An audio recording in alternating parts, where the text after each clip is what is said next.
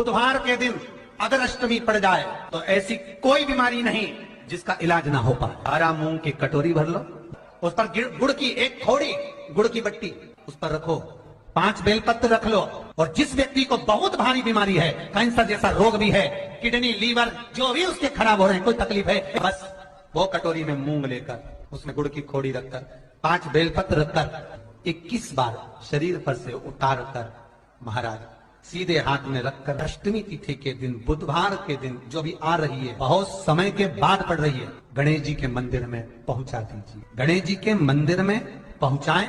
गणेश जी के right hand की ओर आपका उल्टा हाथ होगा, गणेश जी का सीधा हाथ होगा, अर्थात जमीन पे ही रख देना, पर रखना भूमि पर। महाराज कैसी भी बीमारी होगी, अगर चलने में भी तकलीफ हो रही होगी तो अष्टमी को कर देखना, 11 या 12 तक आपको अंतर मालूम पड़ जाएगा। ये अष्टमी कोई साधारण नहीं आई। और तुमने एक दुर्वा, एक बेलपत्र, एक कनेर का पुष्प भी, एक चावल का दाना भी, एक लोटा जल भी अगर विश्वास के साथ शिव जी को समर्पित करा है तो फिर शंकर तुम्हें खाली नहीं छोड़ता, झोली भर कर ही छोड़ता है। ये निश्चितता है उसकी। सौभाग्यवती नारी की गोद में जब सुहागिल होती है, माताएं जब बैठती है, तो चना और गुड़ का महत्व क्यों है? क्यों श्री हनुमंत लाल जी को चना और गुड़ लगता है? क्यों श्री शनि महाराज जी को चना और गुड़ लगता है? क्यों भगवान नारायण को चना गुड़ लगता है? क्यों देवता को चना और गुड़ का विशेष महत्व होता है? क्यों देवी को चना गुड़ का महत्व होता है? आपके उत्तर प्रदेश में एक महादेव हैं, श्री कल्याणेश्वर महादेव। उत्तर प्रदेश में कभी मौका लगे तो एक बार दर्शन करना। राजा नल और दमयंती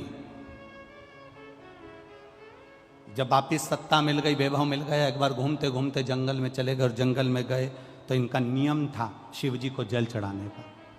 ये लोटा भर के जल लाए और शंकर भगवान पे चढ़ाया तो वो जल इनको दिखा नहीं। इनको गुस्सा आ गया, आचमन करना था, जल कहां चले गया?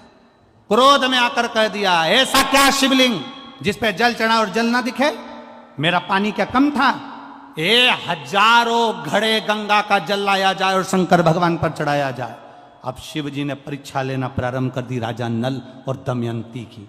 ऐसी परीक्षा ली, 1000 घड़े जल शंकर के शिवलिंग पर चढ़ाए गए, पर एक बूंद जल शंकर के शिवलिंग पर नहीं दिखा। आज भी वो कल्याणेश्वर महादेव पर तुम 1000 क्या टैंकरों से जल चढ़ा दो तो भी एक बूंद जल कल्याणेश्वर के ऊपर नजर नहीं आता। आज भी वो शिवलिंग उत्तर प्रदेश में विराजमान है। जरा नेट पे सर्च करिए होगा, हापुड़, हाँ हापुड़ जिला में। चलते सही, हाँ ठीक बिल्कुल ठीक पकड़े हैं, बिल्कुल सही। अच्छा लगा आप लोगों से मिल के, हो कम से कम आदि कथा तो आप सॉल्व कर दिए हैं हमारी, हो यही शिव कृपा। कभी मौका मिले तो अवश्य जाइएगा। 1000 लीटर जल उन पे चढ़ा के देख लेना, कुंटलों से जल चढ़ा कर देख लेना, जितना दूध बन जाए उतना चढ़ा के देख लेना, जितना दही बन जाए उतना चढ़ा के देख लेना, जितना शहद बन जाए उतना चढ़ा के देख लेना, जितना घी बन जाए उतना चढ़ा के देख लेना। एक बूंद घी शहद कुछ भी उस शिवलिंग पर नहीं दिखता। सारा की सारा देवादिदेव महादेव का इतना बड़ा शिवलिंग है, उसमें सब समा जाता है, एक बूंद पानी नजर नहीं आता, सब उसके अंदर उतर जाता है। वो कल्याणेश्वर महादेव, कल्याणेश्वर।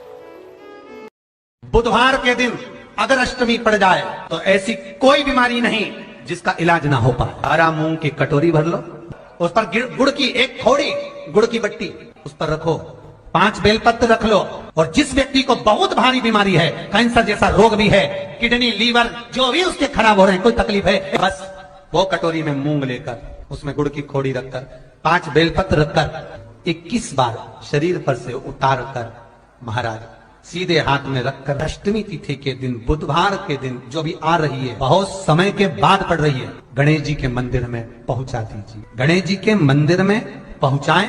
गणेश जी के राइट हैंड की ओर आपका उल्टा हाथ होगा, गणेश जी का सीधा हाथ होगा, अर्थात जमीन पे ही रख देना, पर रखना भूमि पर। महाराज कैसी भी बीमारी होगी, अगर चलने में भी तकलीफ हो रही होगी तो अष्टमी को कर देखना, 11 या 12 तक आपको अंतर मालूम पड़ जाएगा।